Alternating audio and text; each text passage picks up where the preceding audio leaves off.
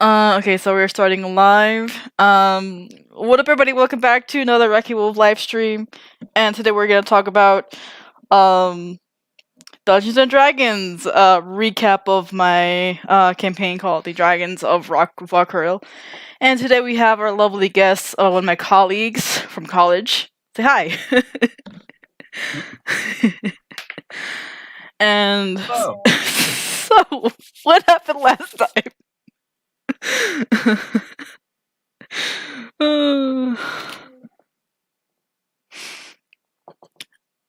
Like, was it last time you guys got your ship, as I recall? Are we talking about exactly the last time, or are we talking about since the last time that you were telling people about stuff? Last time that since people were I was telling people about stuff, yeah. Okay, alright. So, big difference there. Yes. That's like at least 5 or 6 sessions, I think. Yeah, so there's been a lot. There's been a lot that happened. Yes. Let me just turn off this music. Alright. Clickety. In terms of what specifically, you guys got your ship and stuff, and you guys we hadn't done that by the time you did the last one, had we? Yeah. Yeah. So it's like 5, 6 sessions. Oh right, back then it still used to say find my goddamn ship. Like, yeah, I got that ship. Well, we finally did that. Hooray. Yes. After I have my ship. All the sessions. 20-something odd sessions later. More than that. It took us a long time to get to that point. 20 sessions. No. We've been at this for like a year. Averaging about once per week. Yeah, it took about double that amount of time. Yeah. But so, alright. We finally got the ship. Yes. I feel like I should go back and clear my good name, but I shall refrain. I mean, you could do it afterwards. I mean, yeah, I guess we could do that. Granted, it's one of those things where it's like, I'd have to point at specific moments and things that you said before, and I'm like, no, that's not. But that we can, at some point, I don't even know how we would do that, really. That's not how you do it. We'd almost have to edit that video. Or make another one where we are talking about that. Yeah, I don't know. Either way, not that important. Point is, I'm not as much of an asshole as that makes me sound.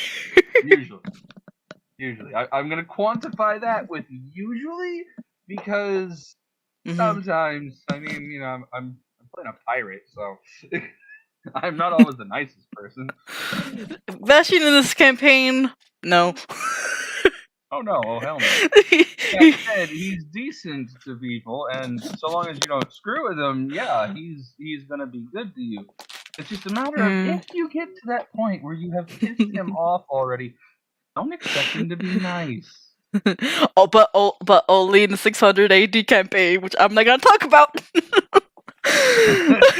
Yeah, because that would be a whole other tangent. Yeah, the whole tangent. Alright, so back on topic. Yes. So since the last one, I'm trying to remember what the last thing you left off with was.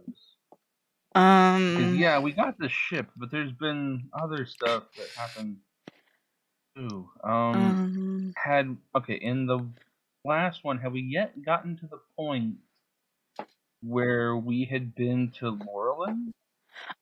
You guys went back to Loreland because you wanted to drop off the other ship, and then no. I mean, during your last video. Oh well. Oh yeah. I ended with like when the artificer just got stuck in Draconia, and also I kind of covered the where you guys were about to head over to get the ship and everything. Okay, so we had already been to Loreland. We had already gotten the two groups met up. Mm-hmm. Okay. So then, yeah, at that point, yeah, that would be just next thing would have been going to get the ship after, or wait. Well, okay, I'm trying to think because there's a lot that was going on right around the same time. Yeah, I gotcha. Did you tell them about taking down Um. Cobalt Suns over in? Oh yeah, I did that. I already did that. Like, I think you guys were you went and fought like a bunch of werewolves like in that ship. Remember you were taking Yeah. you were going to that take was that. the crew. Yeah, that was the whole crew. Although oddly enough, because of the way we did it, it was not anywhere near as hard as we had expected it to have to do it. Like no one else particularly cared about getting my ship because they weren't part of the original crew. It's not their ship. They don't really care. They don't have a reason to care. So I don't blame them for not caring. But so we're expecting at this point because I mean it's the flagship of a pirate fleet. All the fleet. And someone stole it. So we're expecting that whoever managed to actually steal this thing is going to be fairly competent, on top of have, a hotshot crew of, crack troopers, basically. Well, turns out we get over there finally after figuring out where they were operating out of, which, can I see the map here? Like, the map for the ship thing? Yeah, the map of Varkaril here. Okay, so that one? No. Well, I mean, this is the map of the ships, but I was talking about just the mainland. Oh, the mainland. So the mainland, I think I scrapped it. I'm just talking about right here. Okay. This particular map because it's up here at this island where it was. Yeah. Just north of Jotunheim. Let me zoom up and just like ping, like right here. Like yeah, right there. Like the ship was parked right there, right there. Yeah, and so what you guys did basically you before that.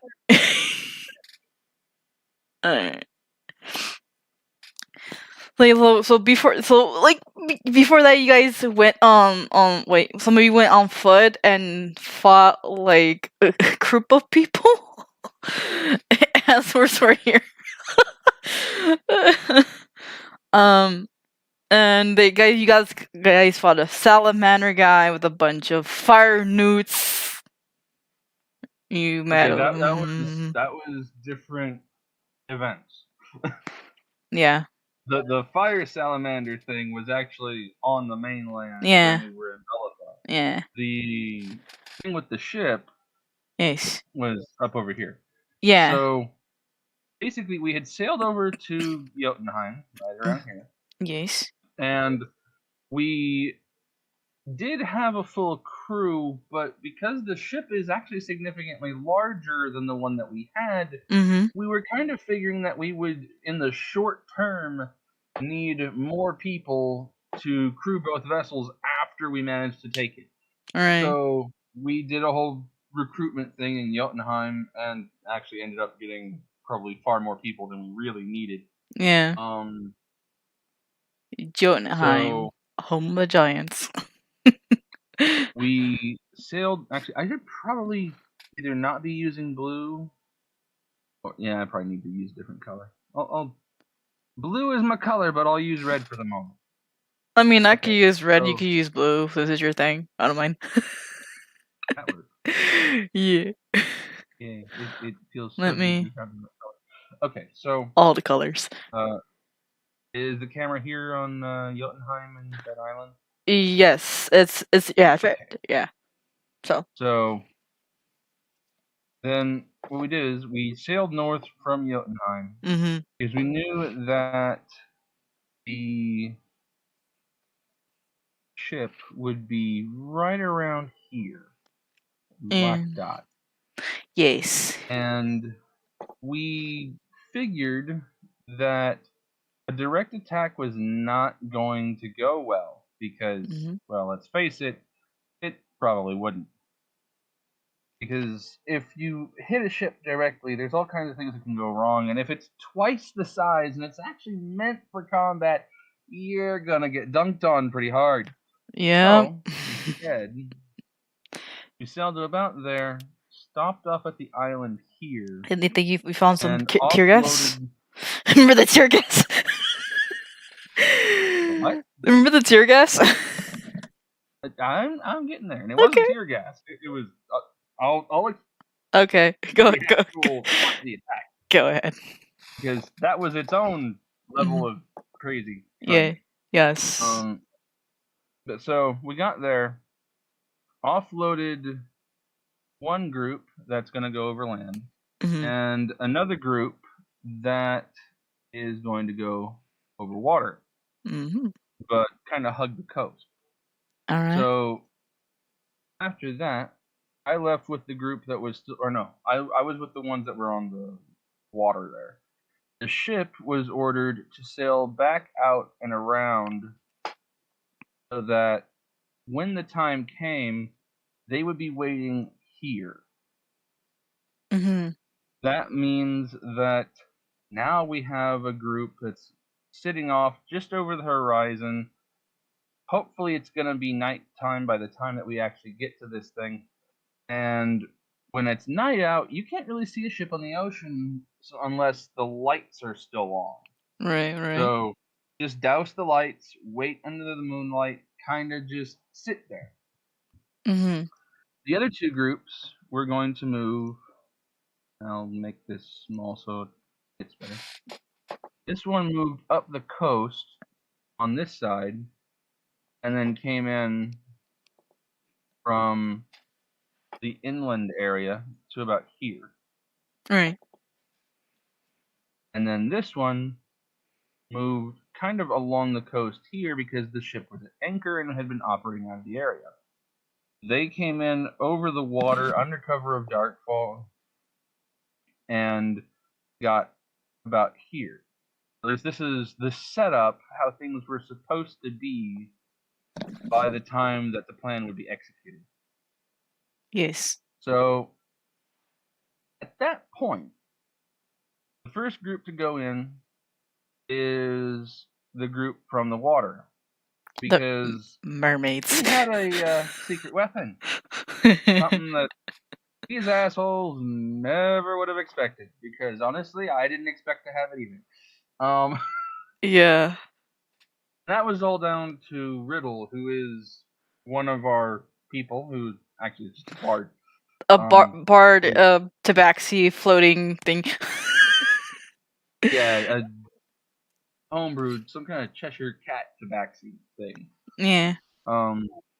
So she at some point had procured a whole just ton of this liquid knockout potion, but you could aerosolize it. So you could make it to where it went off and was kind of like a gas grenade.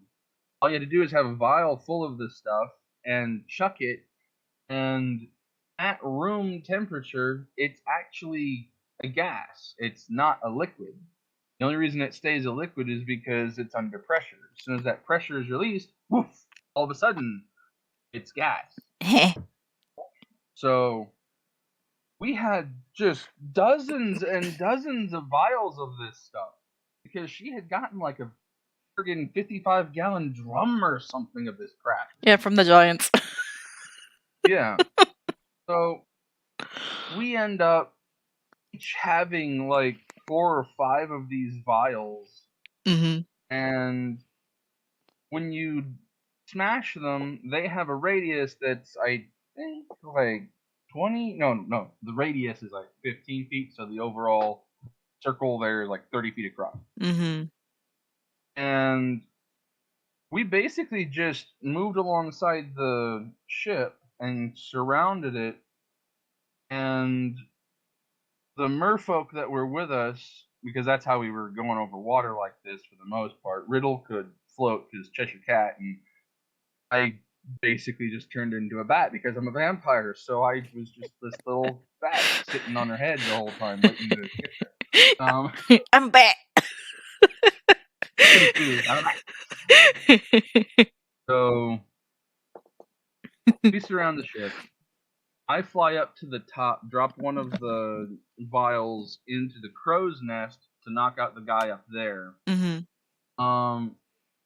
He ends up actually falling out of the crow's nest, which kind of alerted everyone on the ship that something was wrong because, well, yeah, guy dropped to his death like over 120 feet. It's like, ah! Well, no, he didn't get to scream because he was already unconscious. Yeah. He just kind of went, oh, I'm gonna sleep. Oh. Splat. So he hits the deck, kinda splatters. Like, if you've ever seen a plate of spaghetti hit the floor, it was kind of like that. So that happens. They kind of look around, don't really see anything because I'm a little bat. I'm like less than 6 inches tall, and I have a wingspan that's maybe a foot. So they don't see anything in the darkness that's just above the ship. Yeah. But as soon as that guy slams into the deck and they start looking around, the merfolk that are now surrounding this ship start chucking the vials up onto the deck. Yeet! Totally just cluster bombs the top deck with vials of this sleeping gas. They failed their con saves. Oh, they failed hard. It's kind of hard not to when pretty much the entire amount of air that you're breathing at that point is suddenly knockout gas. Like, I don't think there's a way they could have succeeded if they wanted to. I mean, granted they wanted to, but you get my point. Yes. So after that, everyone on the top deck is knocked out. The merfolk then had instructions already to climb up the sides and just chuck more of the vials inside the ship using the cannon. Because, big open spot that you can just throw the vials through and hit something inside to smash the vial open.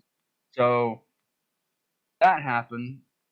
Worked just like we expected, but because it's not the open air and can't be blown away, not only do they fail the con saves and everyone there is knocked out, but the gas itself filters down into where all the sleeping quarters are, which basically was just a bunch of hammocks.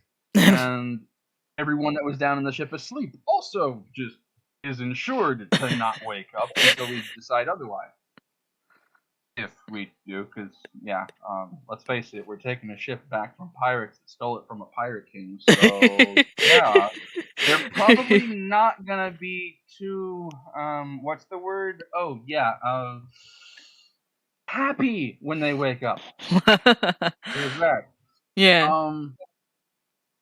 So we pretty much just knocked everybody out, which none of us really expected it to work quite as well as it did, but hey, I'm not complaining. It's RNGesus.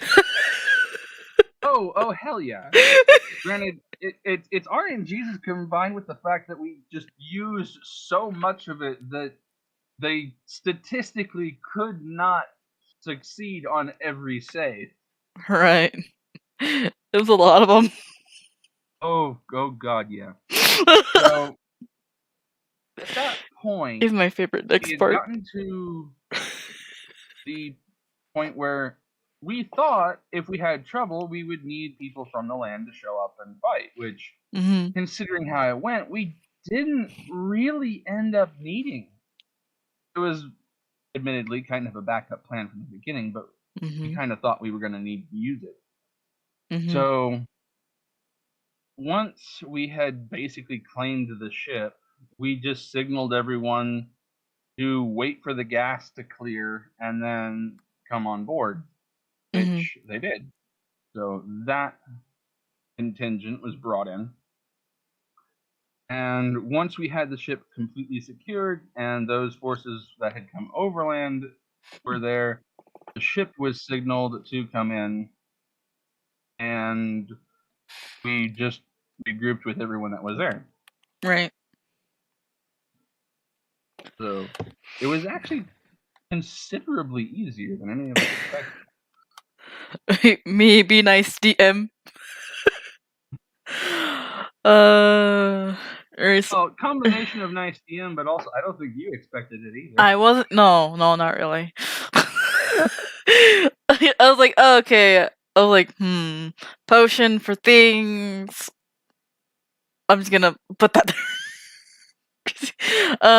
So I will admit there's a reason why that was, because traditionally in this campaign we haven't had a great knack for interplayer cooperation. I mean, we do sometimes, but on the grand scale, a lot of the time we're kind of loners unless we're in combat or something. Yeah. Which means we don't often plan things out together. Right. This was one of the rare instances where someone had a thing that would help a lot and mentioned, oh, hey, yeah, I have a whole bunch of this. We can use it. Cool! And then there's the whole Killian and Funnel dynamic right there, too. I don't know. Meh? Okay. And actually, oh, no, yeah, they were there. Granted that no one really had to do anything. Like, the only ones that really had to do anything during that whole bit were Bastion and Riddle, because they were the ones that were with the group going over the water. No one else really had to do anything. Granted, that was probably a good thing because no one else was really there. I mean, Killian and Ponal were, but none of the other players were involved with this at the time. Yeah. So, we managed to do that, retook the ship, pretty much just executed the crew that was there because, well, I mean, screw them.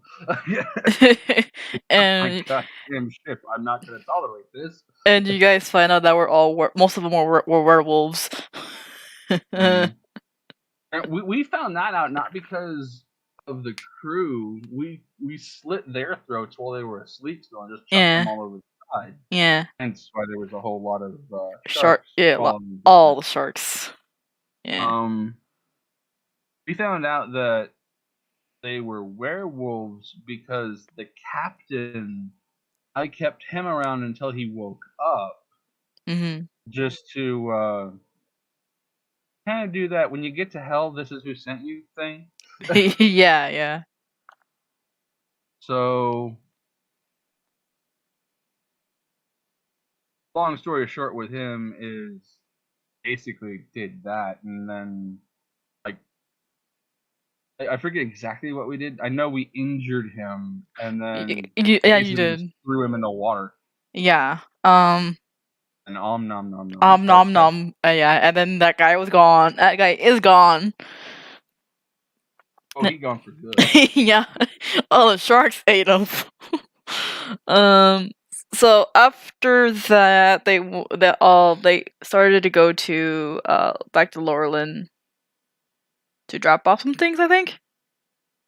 Yeah, we were headed back to Loreland because we wanted to offload some of the. Oh, right. No, this. What was it? Well, there was a few things that we saw on the way back. We wanted to investigate that, but we had a ship full of cargo. Yeah. So we didn't pick that up at the time. Right. We went back to Loreland though for 2 reasons. One, the ship had too many crewmen. Well, actually, not this ship, but in general, we had too many crewmen that we needed to cut loose. But there was also a crew that had been sent over to Loreland from Libertalia that was actually the professional crew for the ship, not just a whole bunch of random civilians that I grabbed. Yeah. But an actual professional pirate crew. Yeah. Which, yes, I'm sure that anyone that hears that is going to think that's a strange concept, but yeah, that's a thing because pirates even traditionally actually have training. They were usually people from navies. Yeah. So, I don't know if anyone's ever actually seen it, but Libertalia's over here. Oh yeah. Yeah, let me just unzoom. Okay, there we go. So from that is Libertalia is there. And I do that. That's kind of why it's janky and doesn't look like it was originally on the map because it wasn't. Yeah, it wasn't on the map. It was like, Libertalia. I'm like, sure, go draw it. And then I drew it. So that's my little masterpiece right there in the corner. I'm like zooming in, and they're like, "This is pretty good." I can't even draw like that. So yeah, there's all those squares and circles and whatnot. Those are towns and forts, and then we also have the roads marked out between the different places on there. Yeah. So yay! Anyway. I think you guys went to the crash site in Drakion. After that. That was it? Yeah, it was in Drakion, wasn't it? Yeah, it was this crater with the ship. It was some sort of yeah, it's right there. It wasn't actually all that far from Draconia. No, not really. But it was just along the northern coast. That's why we've been able to spot it the first time. But so yeah, we went to Loreland, dropped off those crewmen. We picked up the professional crew, sailed over to Libertalia, went to Nassau, dropped off the whole bloody massive amount of gold that was on the ship. Oh yeah, 3,000 plat, guys. It's their booty. Actually, I'm not even sure that was from the No, actually, no, that wasn't. The 3,000 plat was what we had stacked up before that. Yeah, all the stuff that you guys looted and everything. Yeah, that was just an accumulated amount of cargo. We went there before we went to get the Valiant. That's when we dropped the 3,000 plat off. Yeah. The Valiant itself had like millions. So we definitely didn't want to let that get in anyone else's hands. So we took the Valiant back over, went to Nassau again, dropped off even more massive amounts of wealth. All the wealth. Pirate capital, so yes, it's getting all the money. All the money. Then we went back to Loreland because we had some business there. Just real quick. That, and it's also safe because this ancient pillars thing is trying to draw people in all the time. So no, it's we're not playing with that. We're not even gonna play with that. No way. I was like, I just put if something ancient is trying to draw you in, you are in for a bad time. That's how that works. I have seen this trope. I know this. This is how this works. Okay. Tries to draw you in, it's probably really bad for you.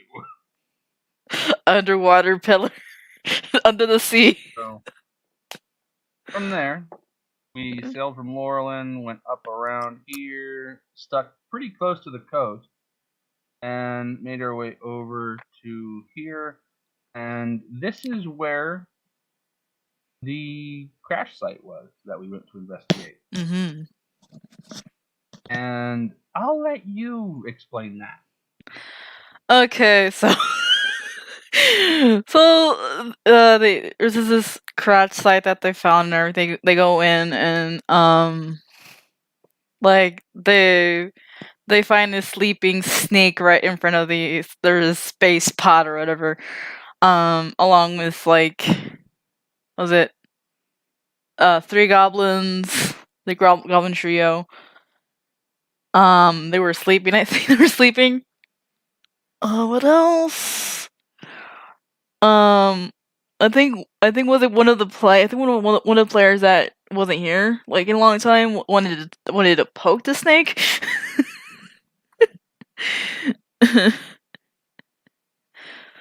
And the snake's name's Vegeta. Giant snake. I just saw that. I was looking away from my computer and I saw that. Oh.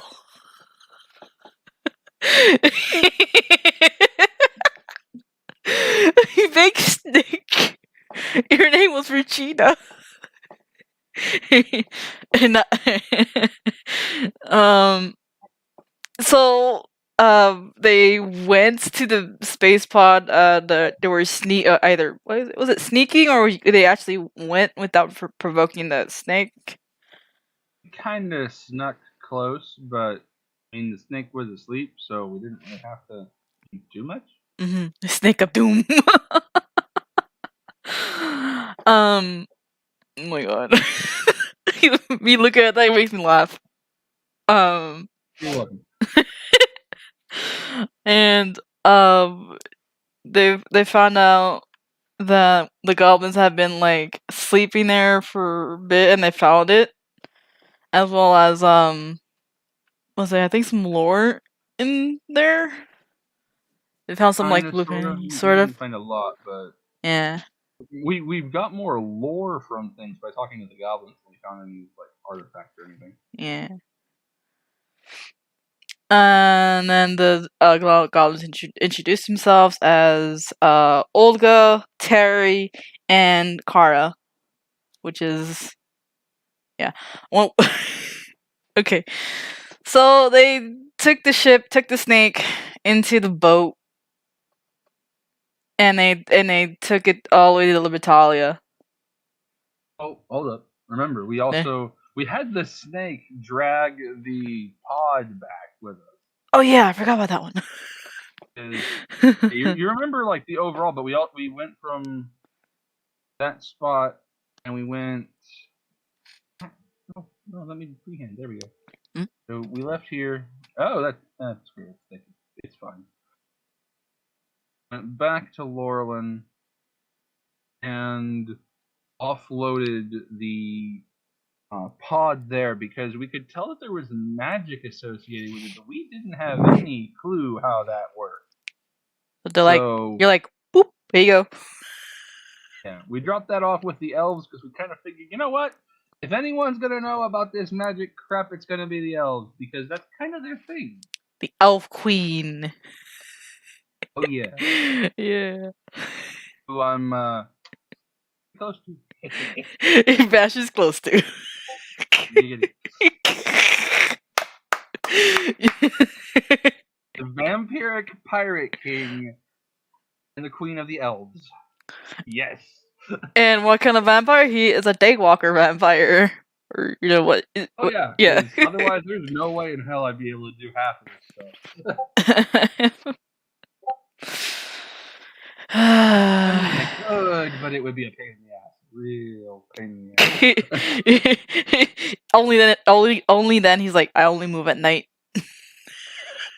But no, this fashion is a daywalker. Yeah.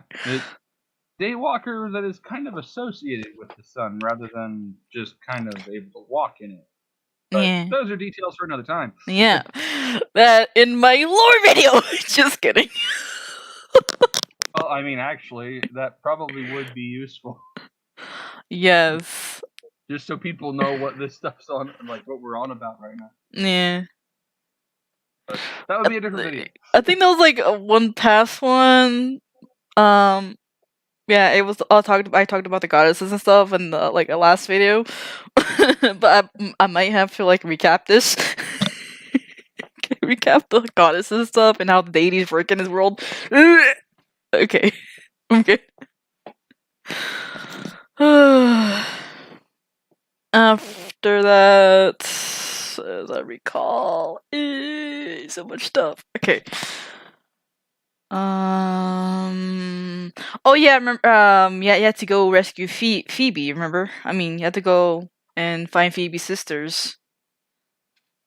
Yeah, that was after we dropped off the stuff at Loreland, then headed over to Libertalia again because we had gotten a few more people along the way. Well, actually, not so much. Well, yeah, okay. We got more people in terms of we got the goblins, we got the giant snake. Yeah. I think it was also this stop where I got Ran. Yeah, you also got Ron, and you got Ron, and she went with you, and you hired her.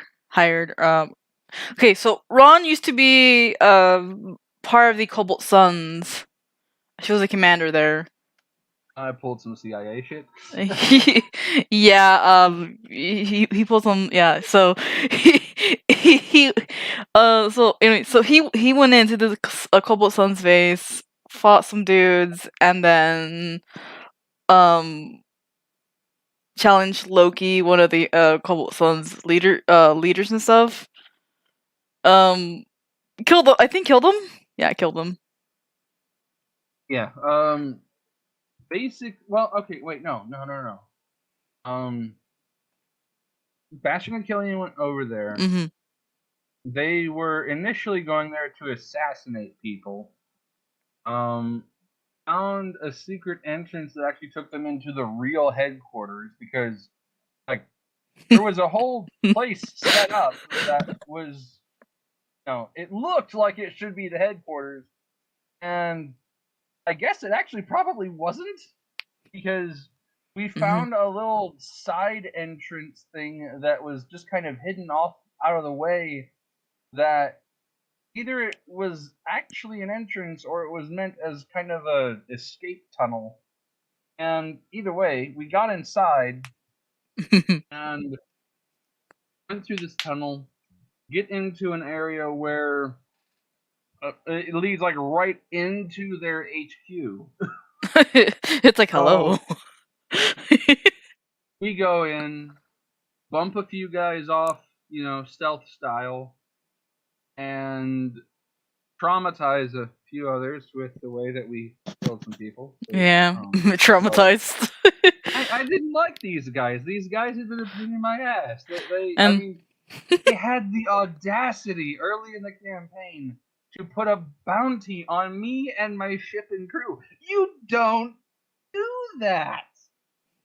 Especially if you don't even know who's actually in command of the ship. No, that number one, you do not insult someone that way, because if you do, they are going to come for you. They're dumbasses. I had sent a message fairly early, and that was, so they have a bounty on me, and they have a base in this town. Yeah, if anyone heard about the drop the bridge into the river to make a dam story and flood the whole base, that was me. That was me. Because, screw those people. They need to learn, and they need to learn quickly. The best way for them to learn that they've made a mistake is for their entire base to go goodbye. So, when I found out that this was the same group and that there was a job to assassinate the leaders, which was something I already wanted to do, so the thing that I wanted to do for my own personal satisfaction and can also get me paid? Nice. I was going to do it for free anyway. Now I get money? Woo! That's pure real estate, bitches. So... Also, they find out about Fenrir too, the leader of the Cobalt Sons. Yeah, we found out that he was part of that, which that would be another. Yeah, that's probably another lore thing that we need to do. Yeah. But, let's do it. I mean, I'm down. Like, yeah. we can go into the expanded lore, because this isn't just one universe. This is a multiverse of bullshit happening. Yeah, yes. And also this world ties into your campaign. Oh god. Yeah.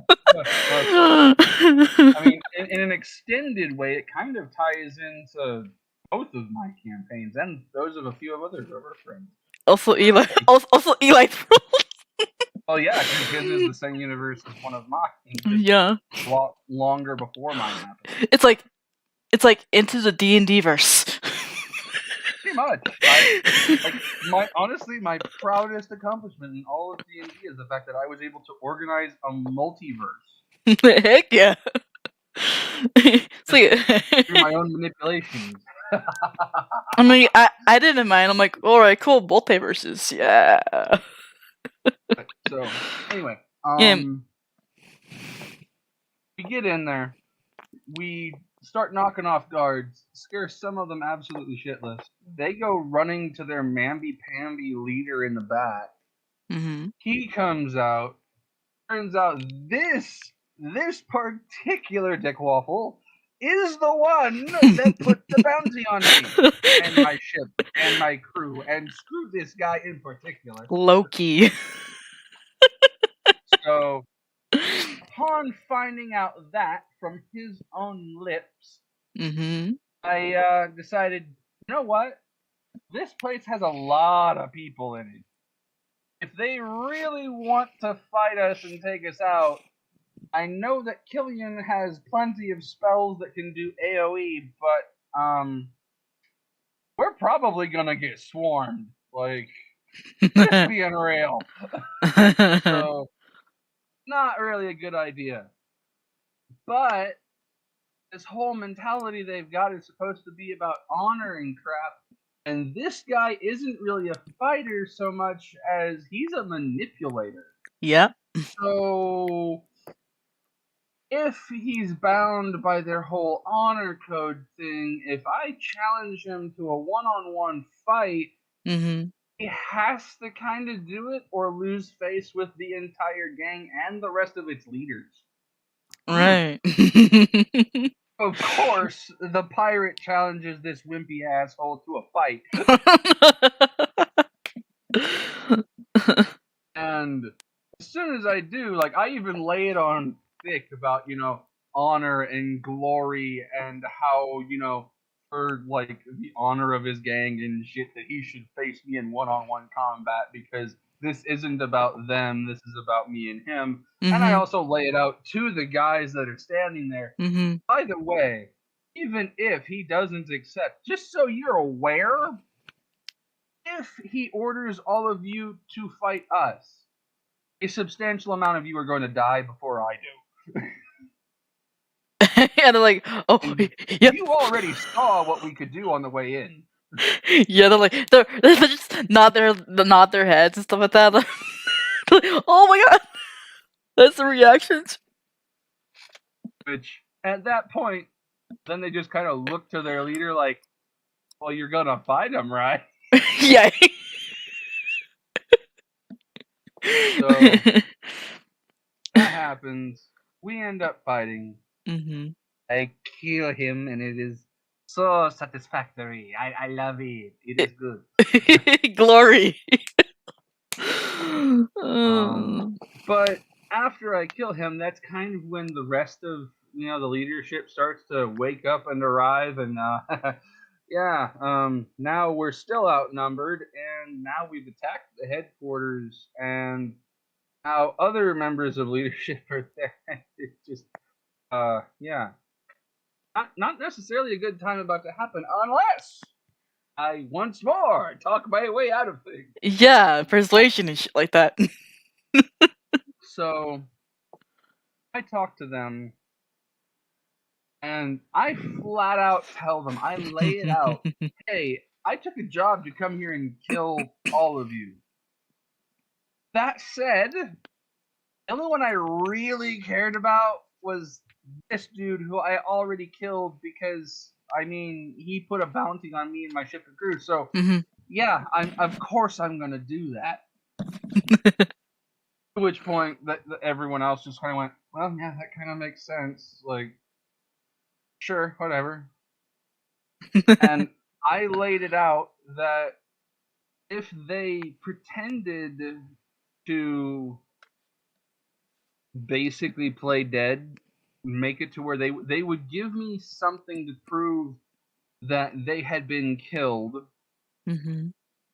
that now all of a sudden the organization, or well, the gang, I shouldn't even say organization, the gang would look like it was falling apart. They could give orders and whatnot so that they would make it look to their rivals, who are the ones that were paying me, that they'd been killed and that now was the time to move. And in doing so, they would basically be faking the disarray so that when their enemies showed up, they could then suddenly all be organized because they had never actually been disorganized, and pounce on their rivals when they got there. Yes. Oh, and I convinced them to pay me for this little job. Which was glorious.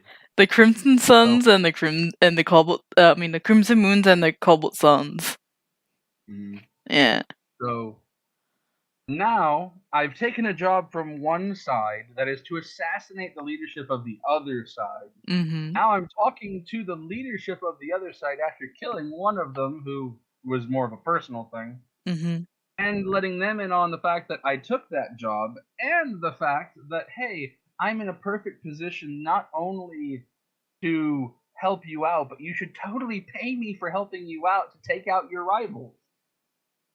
And they're like, sure. Pretty much.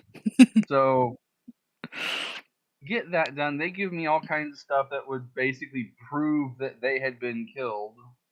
Also finds out about the Seven Samurai. Yeah. Well, they're the ones that I had talked to before getting here. Yeah. So get that all organized, and then when they're basically leaving, I talked to Ran real quick, and she had been the only one that actually seemed competent to me. So offered her a job, which she kind of just turned down because, yeah, she kind of has something going right now. Which, of course, I kept in the back of my mind because the only reason she turned me down is she already had a job going. That's interesting. That's interesting. And I like having competent people in my retinue, so yeah. I'm going to organize some things to make sure I have another competent person in my retinue. So I leave the opening there so that at any point in the future, if she decides, hey, I could use a job, she can take it up with me. Well, after that, head back to the Crimson Moons. Turn in the bit of proof that was actually real, because I did actually kill one of them. And by the way, the race is right around here. Yeah, it's in Yaru. So get back there, up to them, and then spill all the beans to them about what I did over there. And they were very impressed. Being a double agent is a beautiful thing. So I give them all the fake proof and tell them that it's fake. Tell them exactly what was organized so that they know that the disarray over in the Aetherlands is fake. Which also allows them to plan a proper strike because now they know what is planned to be done to their forces. Meanwhile, the other side thinks it's going to work. Yeah. And the only stipulation I put in there is that I wanted Ran left alive so that she could come work for me. And they agreed to it. So did all that. And because this still ends with the Cobalt Suns getting totally bumped off, Yeah. and it also means that the Crimson Moons can take over the territory, they still paid me in full. So, I got paid in full by the people that originally hired me when I only killed one of the targets. Mm-hmm. Then, I get paid basically double that amount by the people I was sent to kill to swap things on them. Then when I get back to the people that originally hired me, I tell them exactly what I was now hired to do, and they finish paying me. If that is not the most CIA set two factions up against one another kind of crap you've ever heard. AJ Batchin, you had missed. Pretty much. Like, yeah.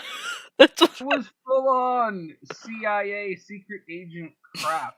And it all worked. I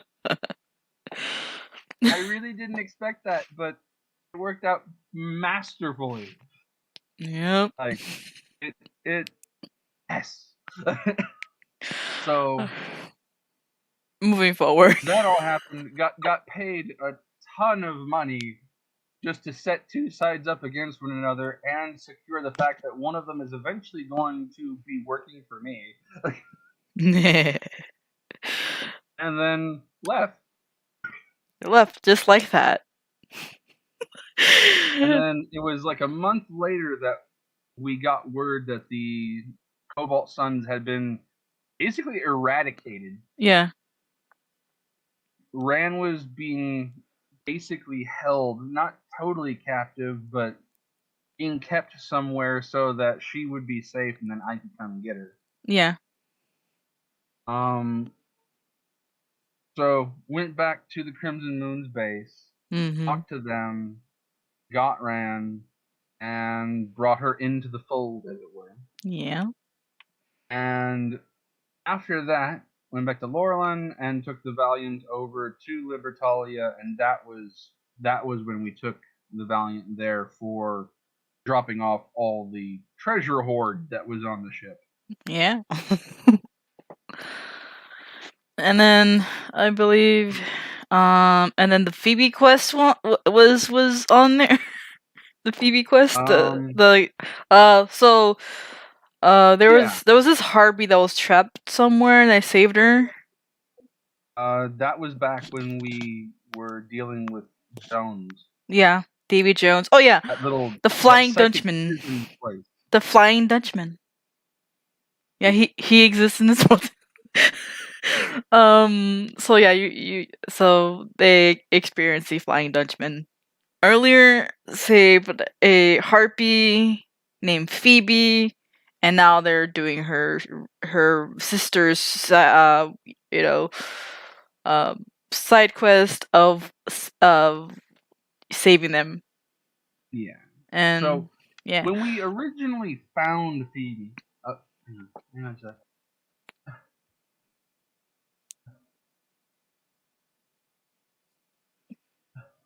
God dang. I feel like I gotta sneeze, and it won't come out. Oh, sneeze. that's horrible. Blue nose.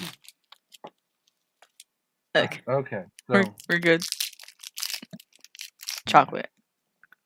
Yeah. So when we first found Phoebe,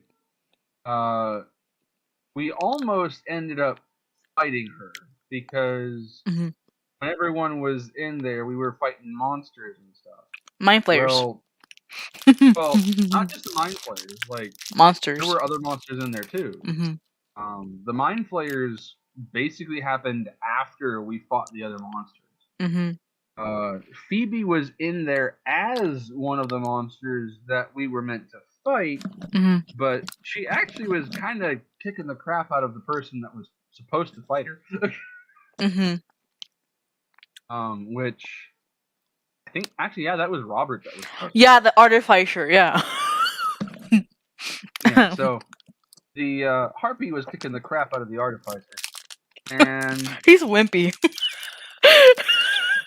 Well, he's an artificer. Like, on the one hand, is he wimpy?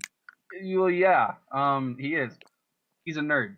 On the other hand, he's not really meant to be in combat. That's not really what artificers are supposed to do. Or if they go into combat, they're supposed to have constructs and stuff that are actually useful and really supposed to help them. And he had like a little mechanical dog. So, not really ready for combat situation. Right. Well, she fights and she pretty much has him on the ropes for the entire fight. And the rest of us bump off the monsters that we're fighting, get in there, and Bastion knows that harpies are intelligent creatures. They're not just monsters that are out there trying to mess with people. And let's face it, technically speaking, he's a monster too. He's a vampire. So, he's a vampire. His cousin Killian is a werewolf. Like, he understands that, yes, monsters are monsters races, but they are not necessarily just evil all the time. They are sentient, which means, yes, they can think and act and feel and do stuff. Hashtag all monsters matter. I wouldn't say that. All right. So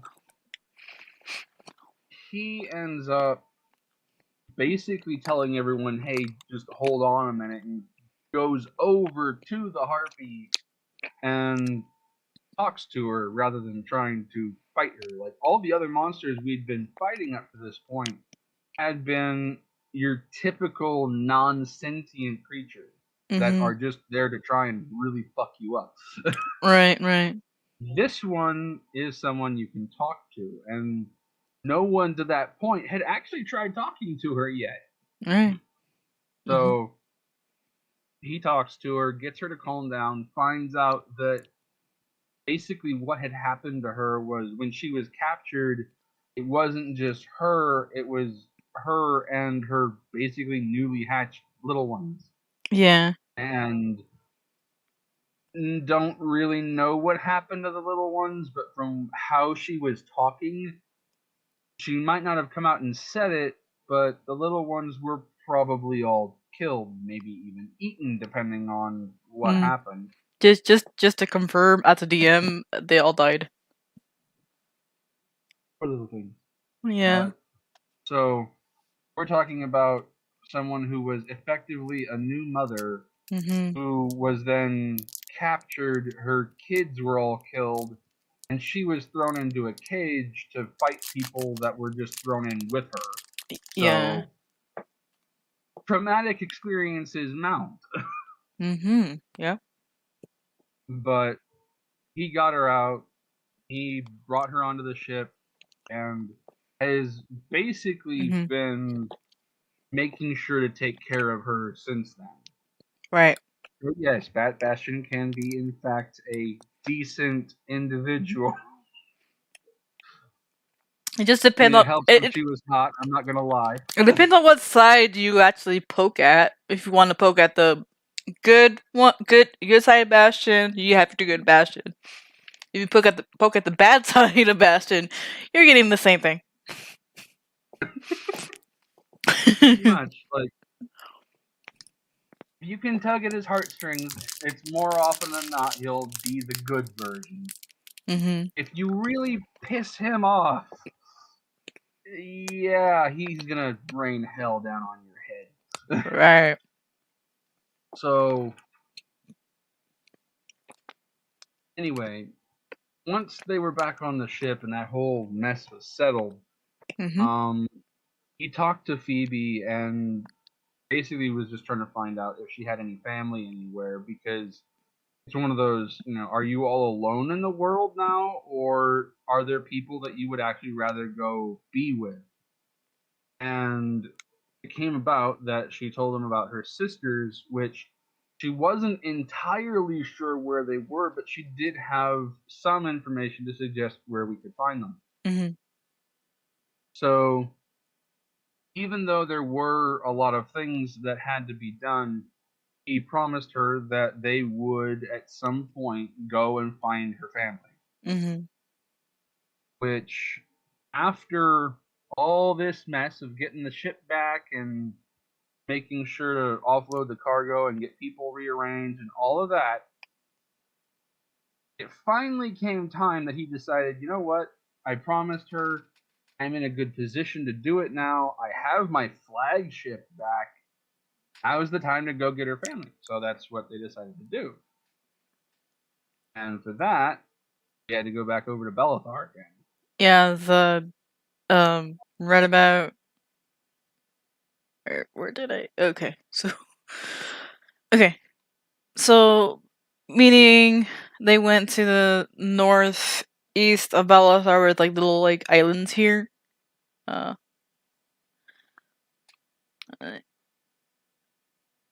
so... In this area... But while they were there, they were going sailing and stuff. They saw a battle between one of the Bellathar tribes and the what looks like another faction, but they were from I need to remind myself. Okay. Zarian, which is basically the fire domain. They were trying to, like, they're not, like, they were fighting each other at that point, but the crew basically, they're like, nope, we're gonna go around this. Oh yeah, it was a continual. Yeah, no, we're not gonna deal with you. No, we're not gonna deal with you. No, we're not gonna deal with you. Stop trying to make us deal with you. We are not interested. Well. Oh, now you're gonna try and attack us. Okay, fine. I gave you warnings. You ignored them. It is time to go bang. Yeah, like one of them, that ship, the ship just, like, attacked them and stuff, but they held out their own. They're like, no, fuck you. Well, what happened was they kept trying to get close to us, and we were pretty much just ignoring them. We gave signals for them to basically just go away. And then they were trying to act like they had some kind of authority to search our ship, which did not sit well with me because, you know what? I finally have my ship back. This is my ship. I am not letting people on it unless I feel like letting them on. They sunk the ship. Well, if you're gonna cut to the chase of it, yeah, we sunk the ship. They kept coming closer. We told them not to. I had the gun crews prepare, and when they kept getting close, and they were so close that I couldn't possibly miss, and they were totally broadside to us, and didn't really have their guns ready. Well, you know, what can be expected from a pirate? Fuck them. Right? I just told them, hey, open the gun ports and fire. And boom! They're like, alright! That whole ship went up like a bunch of matchsticks wrapped around an M80. And then the bigger ship that was in the area was like, hey, they blew up one of our ships. Follow them! Let's follow them. Oh, there's our ship. People dead. Okay. That ship in the distance. I think that's the one that just sunk ours. Oh, follow them, stupid! Sir, I think they're aiming guns at us. What do you mean they're aiming guns at us? They're going away from us. Well, yeah, but they've got the stern chasers. Oh, no.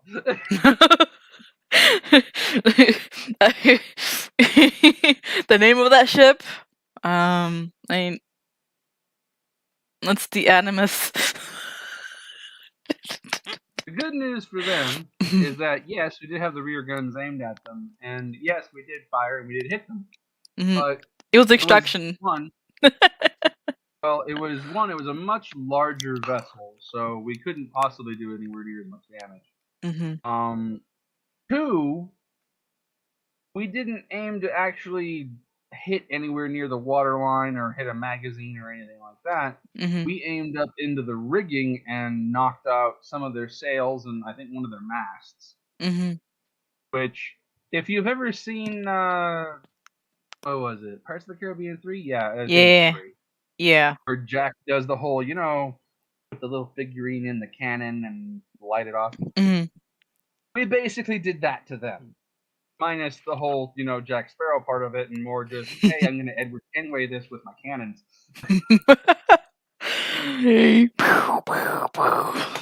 So that slowed them down to the point that we slipped away pretty easy. And we came across another one of their ships. But this, I think they were cooperative. Well, no, they came at us again with that energy of, hey, we have some kind of authority to search your ship, which, yeah, no, you don't. But this time, rather than just blow them away, we made sure that they knew that if they did get closer, we would blow them away, and that we didn't particularly care what authority they thought they had, because, I'm a pirate king, screw that. I have cannons, I am the authority wherever I go. On top of which, I also told them, hey, look, if you don't screw with us, and you just let us do what we came to do, it'll all be fine. Although they also mentioned about the harpies, and we got some more information out of them about stuff, because apparently that's why they were in the area, was to find harpies, which, let's see, the only harpies that might be in the area are Phoebe's sisters. I guess that's confirmation that they're here. Yeah? I made it plainly obvious as a DM. Like, oh, they're here. I mean, when you send a fleet to try and get 3 people, yeah, they're probably in the area. At the very least, I hope they're in the area, or everyone here is wasting their time. Alright. And, apparently numerous hundreds of lives. There's lots of lives involved. Yeah, so we got them to leave us alone. Persuasion. And landed at the island. Alright. So they landed on the island. And the first thing I see is a couple of frost salamanders attacking one of Phoebe's sisters. Which, oh hell nah. Right. So they fought the frost salamanders and saved the sister. Hello, Fireball. Yeah, Fireball. And we just kind of wrecked the demon that was after her. Oh yeah, and then they went through the path and everything, and they saw a demon kind of with the one of the sisters, and they saved that one too, so they wrecked that demon. Which, granted, I almost felt bad for the demon because he shows up with this massive big dick energy, and then just gets knocked out of the sky. He gets blinded and blown out of the sky, crashes, and then as he's recovering, we just kick the ever-loving hell out of him. He's like, "Ah, my eyes! What have you done?" The same thing to your eyes that I'm about to do to the rest of you. Oh no! Clap. Oh yeah. His ass got clapped.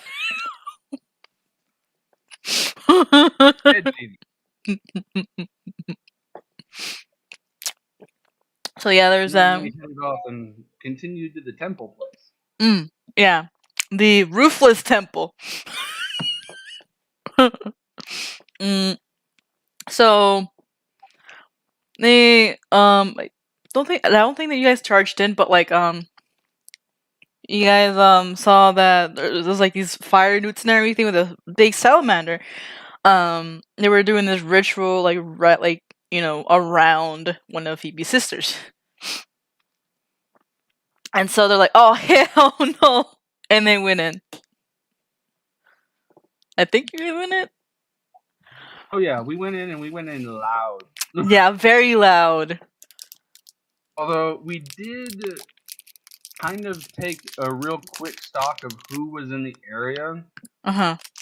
Yep. One person was basically a mercenary who he basically just went, you know what? Hey, look, we're going to kill everything that's in here. And I'm not saying that as we might be able to do it. We think we can do it. We want to do it. No, we are going to kill everything in here. There's no question about whether we can. We're going to do it. And the elven mercenary is like, all right, whatever. You can do whatever that you want with them. I'm just gonna stand here and I'm just gonna sit here and just watch. Well, she did that after we also offered her money and her life.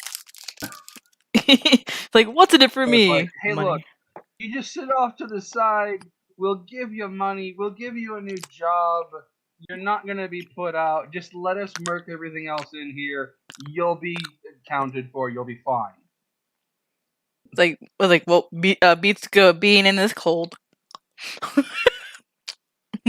So we did that with her. We killed the guards and whatnot that were right there with her because they didn't really get that option because, we're not going to let the cultists survive. There was goblins, fire newts, forgot what other things on there. Lots of things that need to die. Yeah. And a lot of that just ended up being like blasting lightning bolts at things. Yeah, and your soldier's like, you're welcome. Pretty much. Yeah. So after it was Killian's time to shine. Yeah. Yeah. And Riddle and Pono. Oh yeah, I mean, everyone got in the fight. I'm just saying, the sorcerer's the one out there slinging lightning bolts places. Yeah. And so after the fight, I think during the fight, you guys find another person in the water. Like there's just like the little waterfall or whatever. Height some lighting. You just a thief or something. Yeah, they were a thief. So yeah, after the fight, and the main bad guy came out. Knocked out like a bang. I will say a bang. They saved the third sister of Phoebe. Yay! Right. And there's family reunion, and the sister's name. Yes, he did. So the sisters' names were Phoebe, Piper, Paige, and Prue, and I named them after Charm sisters. I didn't get that reference until she told me. Yeah, I was like, Like, are they gonna get it? Probably not. But anyways, they helped that, and they went back to the ship. Oh, and they looted the corpses. I think they looted the corpses. Oh yeah. Oh, we totally did. All the corpses. This is D&D. You always loot the roaches. Loot the roaches. Okay, so that I should probably explain that little reference there. It's really got nothing to do with D&D. Nothing to do with D&D. No, not at all. Actually, it has to do with Fallout. Me and a buddy of mine, way back when we first played Fallout 3. Yeah. On PS3. So yeah, I just dated myself. We ended up playing it back and forth. Actually, no, this was even before we had the PSA. This is when it was on PC and we were just going back and forth on the computer. Right. We were playing one day, doing, back and forth, because we made a joint character profile, and we just kind of thought of it as, you know what, we'll basically play it as if there's two characters, and we'll just kind of go back and forth. So we were sitting there, and I had just killed a whole bunch of stuff in some building somewhere, and I'm going through looting all everything. And as I start coming across a whole bunch of rad roaches that are there, my buddy is looking over my shoulder as I'm going through and, taking the stuff off the roaches, which is basically just meat. Right. And he sees me doing this, and he leans over the back of my chair, over my shoulder, and says, "Loot the roaches." It gives me every time he says that. Because it's the truth. Well, yeah. So, ever since then, for the last, it's got to have been over 10 years, because Fallout 3 was still fairly new at the time. Right. So, this was a decade ago. Ever since, for an entire decade, that has been an in-joke between me and him, and every time that I am with a group of people that is at all playing an RPG style game, especially, like D&D, yeah. at some point it comes up, because there will be a massive field of dead NPCs that you just had to fight, and at least some of them are probably going to be small. That, or just to disrespect them, I call them roaches. And then it comes out. Yeah. I just say, "Loot the roaches."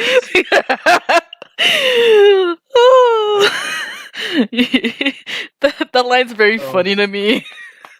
Every time you say. So yeah, they looted the people, the stuff after, but yeah, the roaches. They are not people, they're dead. They're roaches. So yeah, after all of that, they go back to Loreland, or to I think we might have stopped in at Loreland just okay. to check in and see people, but yeah, we went back to Libertalia again and dropped them off at Nassau, because despite the fact that Bastion is a known flirt and other things, he's a man-ho. I'm just gonna say it, he a hoe. yeah. This version of Bastion is a man-ho. I'll be honest. Most versions of Bastion, he a man-ho. He is a total hoe. Because I would say that he was a slut, but this man is smart enough to get paid. He is a hoe. Like, Killian is also a hoe. No, Killian's a slut. Oh my god. Because Killian's reward is the act, not the money for the act. He's just having fun.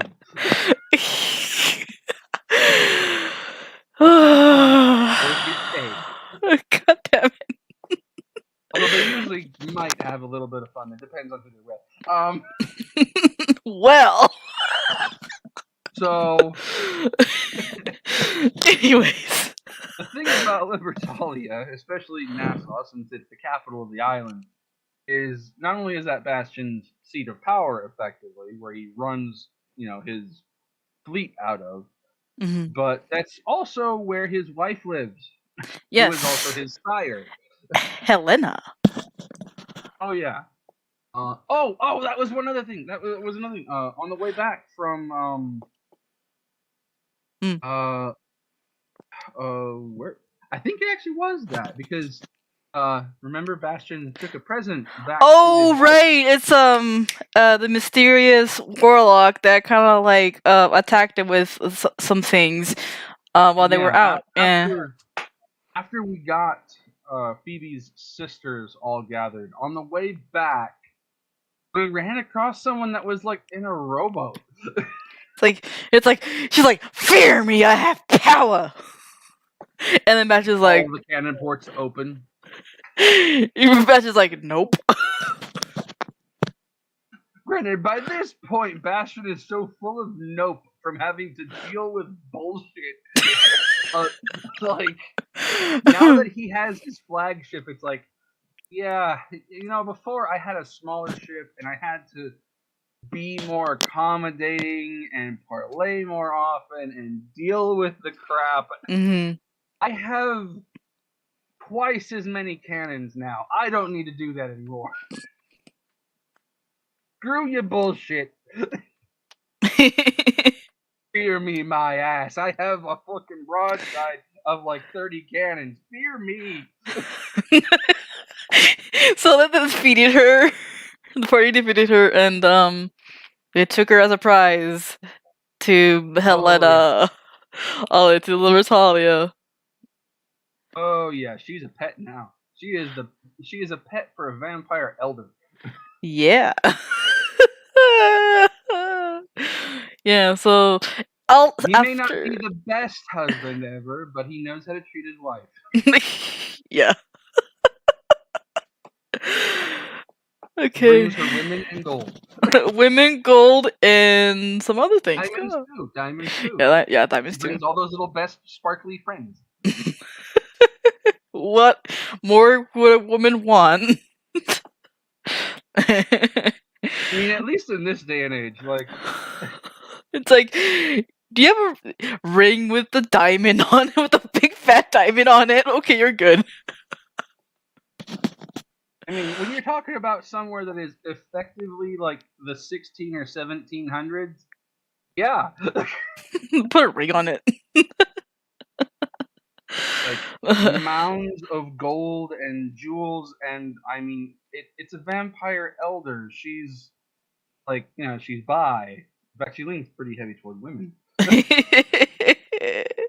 Bastion was that kind of exception because he was pretty. Pretty sparkles. Wait, no. Oh, no. Hell no. Not sparkle. No, don't even put that on. Okay. His footprints kind of glow after he walks during night, but it doesn't sparkle. No. Okay. He would eat Edward. Yeah, he would. So everybody else, because that's not how vampires are. Anyway. So crazy from that. Okay, so moving on to the next thing that happened is I think the next thing after that, at least as far as Bastion and the main crew here are concerned, is was it going after the sword, I think. Or was before? I think it was like before, a little bit before that. Is you guys retrieved the relic, a relic with Pono. Yeah. Yeah, the relic piece. Yeah. That's right. So yeah, Pono gets Pono's the dragon, crystal dragon character PC fighter, and she received some instructions from her queen to find a relic and bring it to her and slay a frost salamander that's been terrorizing there. So the crew or the party goes to Drakion, which is like this area, somewhere in this area, and they find these like kind of like ruins / like cave system or whatever. That seems like a building too. As it went in there, they walked in. They find bandits kind of like terrorizing a woman. So they fought there. Yeah, you kicked ass. You even kind of bullied one of them, and they're like, kind of scared, feet off position on the floor. So they moved on. They found more bandits surrounding the frost salamander. But before that, they found some stairs in one of the rooms. So they fought the guys first. Actually, no. Was it the sorcerer kind of like puts fireball on top of everything, killing the frost salamander and the bandits there. Boom, baby. Yeah, boom, baby. And they find out that they'll also find out that there was these what's it called it? There was this mural with like the Stargate and everything, and the Atlanteans, yeah. So that was that, yeah.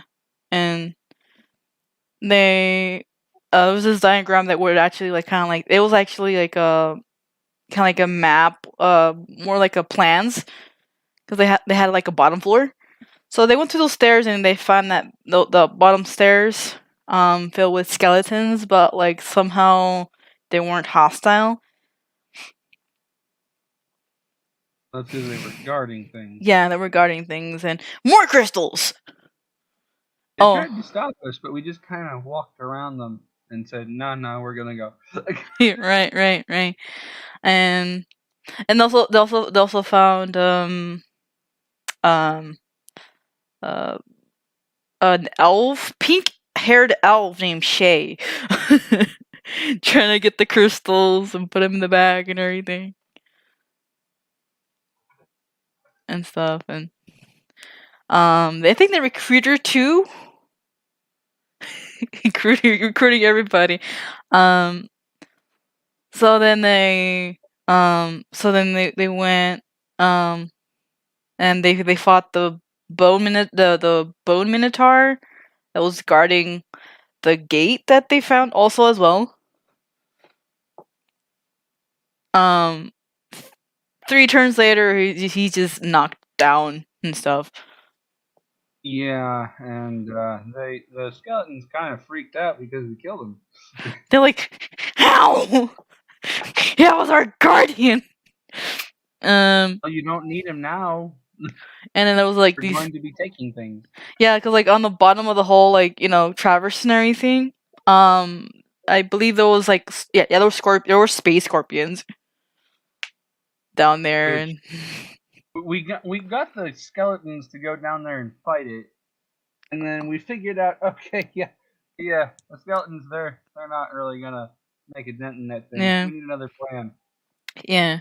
Which we found a switch that we could throw and basically make everything fly up to the ceiling, and the pillars would go up and the floor would go up, and it was kind of like you ever watched an elevator go into free fall, and what happens if it hits the floor and everyone inside it doesn't get a chance to slow down? Yeah. It was kind of like that, but up against the ceiling. Yeah. So. And then after we turned it off, it went back to being on the floor and the ceiling, and with sticky, nasty strands between the two.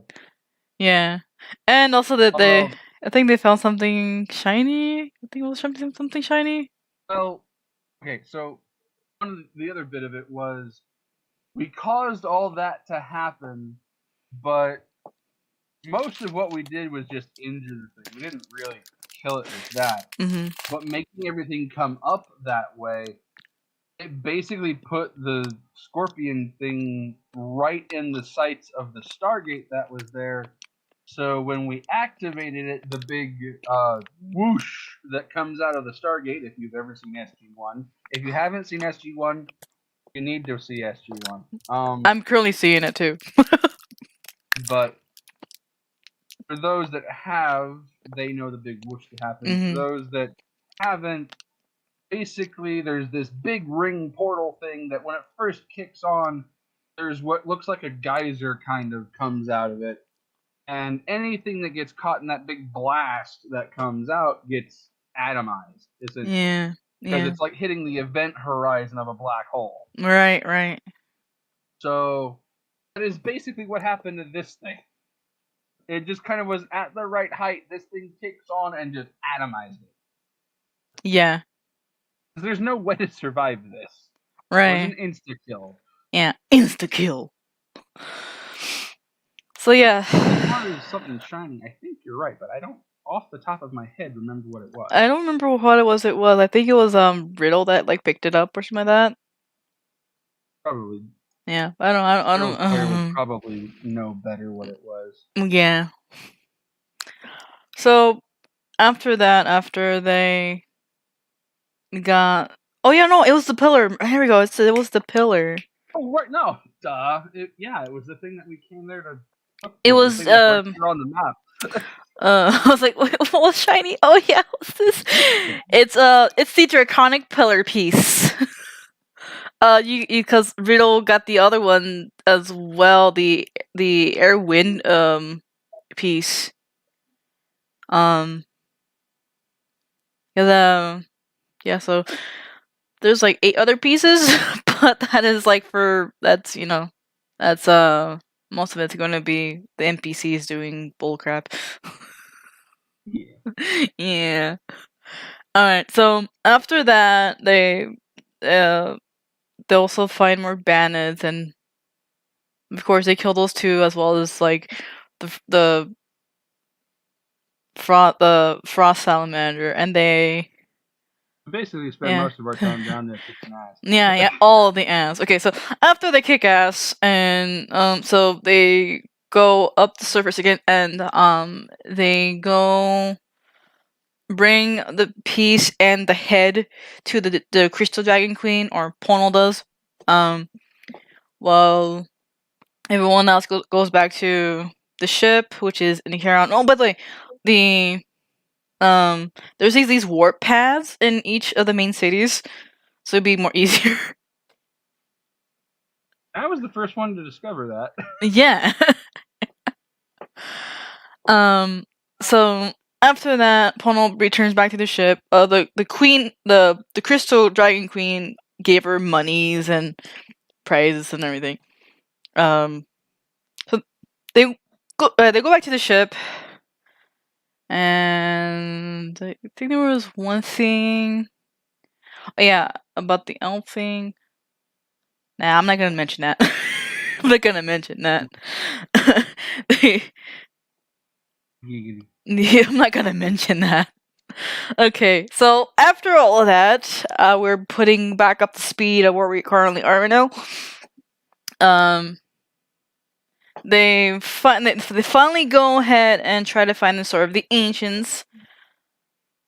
Which is like the Elven Queen was tasked them to do, to find out more about the Sword of the Ancients or retrieve it. The deal being that there may be a royal wedding. yeah, royal wedding. Yeah.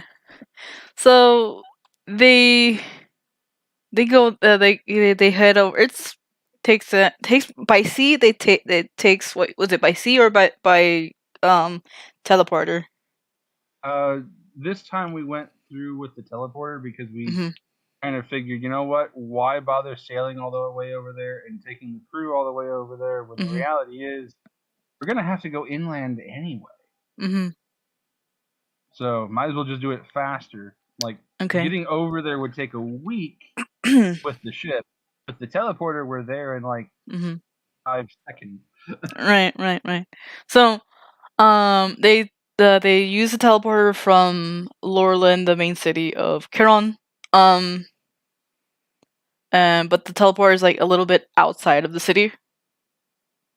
So they teleport themselves outside the city of the of Jotunheim, which is the city of the giants.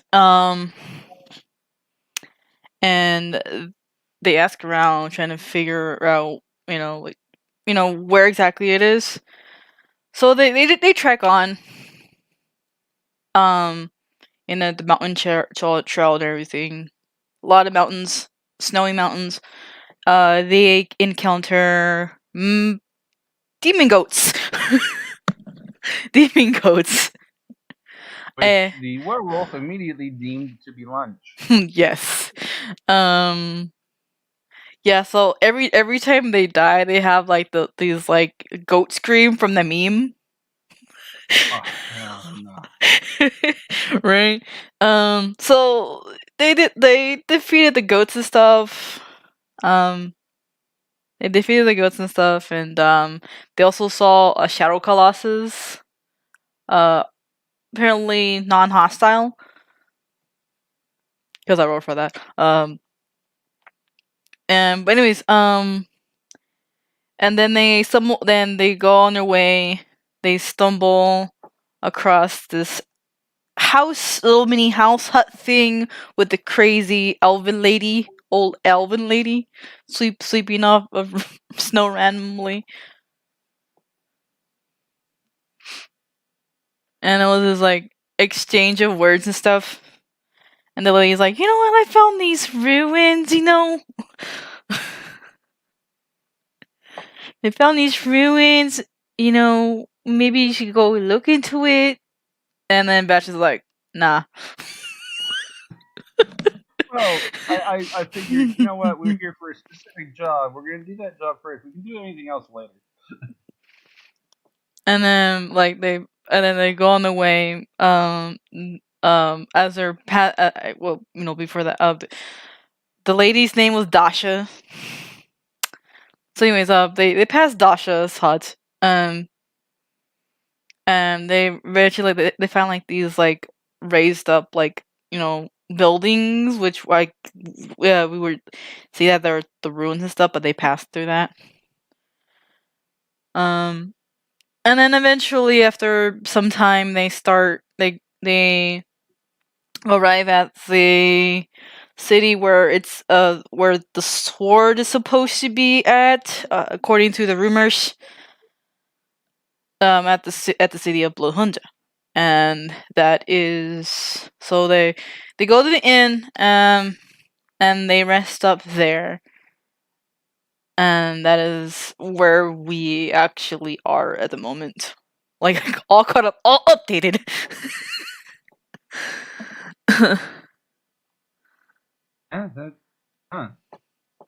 Yeah, that is update now. It's up to all of it. I'm like me trying to summarize everything, and it's like it's like cookie crumbles kinda. But yeah, from then on, it's up to date. Yeah. How long has it been? 1 hour. Fuck. Has it been really that long? It's we started like at 5 something. Or wow. Cool, awesome. So yeah, well, next time the campaign starts, we're going to do the final bits. The final bits. As well as give this chapter a close, because I think I'm gonna have like a 1 week hiatus after the finale of the prequel. So you can get chapter 2 ready? Yeah, I'm excited for chapter 2. Okay, so I'm excited.